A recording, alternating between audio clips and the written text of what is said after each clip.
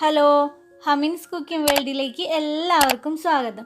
ഇന്ന് ഞാൻ വന്നിട്ടുള്ളത് വെറും 3 വസ്തുക്കൾ ഉപയോഗിച്ചിട്ട് തയ്യാറാക്കിയ ഒരു കിഡിലൻ പുഡിംഗ് ആണ് കേട്ടോ. മാംഗോ പുഡിംഗ് ആണിത്. നല്ല ടേസ്റ്റാണ്, അതുപോലെ തന്നെ നല്ല സോഫ്റ്റും ആണ് കേട്ടോ. അപ്പോൾ എല്ലാവരും ഈ വീഡിയോ കണ്ടു നോക്കുക, എന്നിട്ട് എല്ലാവരും ഒന്ന് ട്രൈ ചെയ്ത് നോക്കുക കേട്ടോ. അപ്പോൾ ഈ വീഡിയോ നിങ്ങൾക്ക് ഇഷ്ടപ്പെട്ടിട്ടുണ്ടെങ്കിൽ ലൈക്ക് ചെയ്യുക, ഷെയർ ചെയ്യുക. പിന്നെ നിങ്ങൾ എൻ്റെ ചാനൽ സബ്സ്ക്രൈബ് ചെയ്തിട്ടില്ലെങ്കിൽ പ്ലീസ് ഒന്ന് സബ്സ്ക്രൈബ് ചെയ്യുക കേട്ടോ. അപ്പോൾ നമുക്ക് വീഡിയോയിലേക്ക് പോവാം.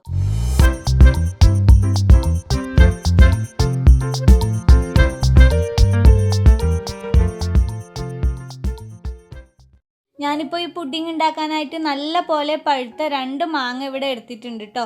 ഇനി ഇത് നല്ല പോലെ കഴുകി ഇതിൻ്റെ തൊലിയൊക്കെ ഒന്ന് കളഞ്ഞിട്ട് ഞാനിപ്പോൾ ചെറുതായിട്ട് ഇവിടെ കട്ട് ചെയ്ത് വെച്ചിട്ടുണ്ട്. ഇനി ഇത് നമുക്ക് മിക്സിയുടെ ജാറിലേക്ക് ഇട്ട് കൊടുക്കാം.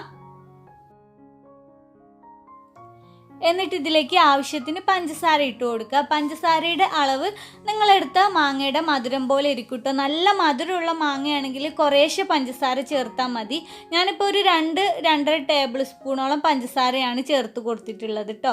ഇനി ഇത് വെള്ളമൊന്നും ചേർക്കാതെ നല്ല പോലെ അരച്ച് പേസ്റ്റ് ആക്കി എടുക്കുക കേട്ടോ. കണ്ടോ, ഇതുപോലെ അരച്ച് പേസ്റ്റ് ആക്കി എടുക്കുക. എന്നിട്ട് ഇതിനെ ഒരു സോസ് പാനിലേക്ക് ഇപ്പം ഞാൻ മാറ്റി കൊടുക്കുകയാണ്.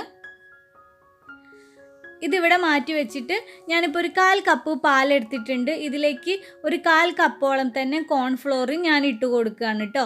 എന്നിട്ട് ഈ പാലും കോൺഫ്ലോറും ഒന്ന് നല്ലപോലെ കട്ട കെട്ടാതെ മിക്സ് ചെയ്യുക. പിന്നെ പാല് ചൂടുള്ള പാലൊന്നും എടുക്കരുത്, അപ്പോൾ നമ്മുടെ കോൺഫ്ലോർ കട്ട പിടിച്ച് പോവുകയാണ് കേട്ടോ ചെയ്യുക. സാധാരണ റൂം ടെമ്പറേച്ചറിലുള്ള പാലെടുക്കുക. ഇപ്പോൾ പാലും കോൺഫ്ലോറും ഒക്കെ മിക്സ് ആയിട്ടുണ്ട്. ഇതിനെ മാറ്റി വെച്ചിട്ട് നമ്മൾ തയ്യാറാക്കി വെച്ച മാംഗോയുടെ ജ്യൂസ് ഉണ്ടല്ലോ, അല്ലെങ്കിൽ മാംഗോയുടെ പൾപ്പ് ഉണ്ടല്ലോ, ഇതിപ്പോൾ ഞാൻ സ്റ്റൗവിൽ വെച്ച് കൊടുത്തേക്കാണ്. ഇനി ഇതൊന്ന് തിളച്ച് വരുന്നത് വരെ ഒന്ന് ഇങ്ങനെ പതുക്കെ ഇളക്കി കൊടുത്തുകൊണ്ട് ചൂടാക്കി എടുക്കുക കേട്ടോ.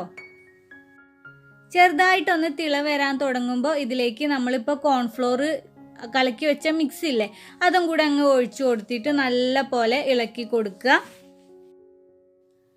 കോൺഫ്ലോർ ചേർത്ത് ഇളക്കി കൊടുത്ത് കഴിയുമ്പോൾ ഒരു കുറച്ച് നേരം കഴിയുമ്പോൾ ഇതൊന്ന് നല്ലപോലെ കട്ടിയായി ഒന്ന് തിക്കായിട്ട് വരാനായിട്ട് തുടങ്ങും.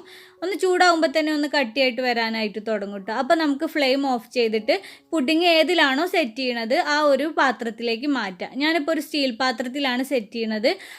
ഏത് പാത്രത്തിലാണെങ്കിലും അതിൻ്റെ താഴെ കുറച്ച് ഓയിൽ ഒന്ന് സ്പ്രെഡ് ചെയ്ത് കൊടുക്കുക കേട്ടോ. എന്നിട്ട് വേണം നമ്മുടെ പുഡിങ്ങിൻ്റെ മിക്സ് അതിലേക്ക് ഒഴിച്ചു കൊടുക്കാനായിട്ട്. എന്നിട്ട് ഇതിൻ്റെ മുകൾ വശമൊക്കെ ഒന്ന് ലെവലാവാനും വേണ്ടിയിട്ട് നന്നായിട്ടൊന്ന് ടാപ്പ് ചെയ്ത് കൊടുക്കുക. എന്നിട്ട് നല്ലപോലെ ചൂട് പോകാനായിട്ട് വെയിറ്റ് ചെയ്യുക. ചൂടൊന്ന് പോയി കഴിയുമ്പോൾ ഒരു 2 മണിക്കൂർ ഫ്രിഡ്ജിലും വെച്ചിട്ട് നല്ലപോലെ ഒന്ന് തണുപ്പിക്കുക. അതിനുശേഷം നമുക്കൊരു പാത്രത്തിലേക്ക് ഇതിനെ മാറ്റി കൊടുക്കാവുന്നതാണ് കേട്ടോ. ഇതുപോലെ നമ്മുടെ മോൾഡ് അങ്ങ് കമിഴ്ത്തി വെച്ച് ടാപ്പ് ചെയ്ത് കൊടുത്തു കഴിഞ്ഞാൽ നമ്മുടെ പുഡിങ് നല്ല പോലെ സിമ്പിളായിട്ട് വിട്ട് കിട്ടുന്നതാണ്.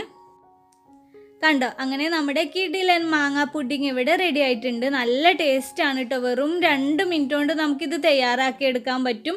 കുറഞ്ഞ ഇൻഗ്രീഡിയൻസും മതി കേട്ടോ.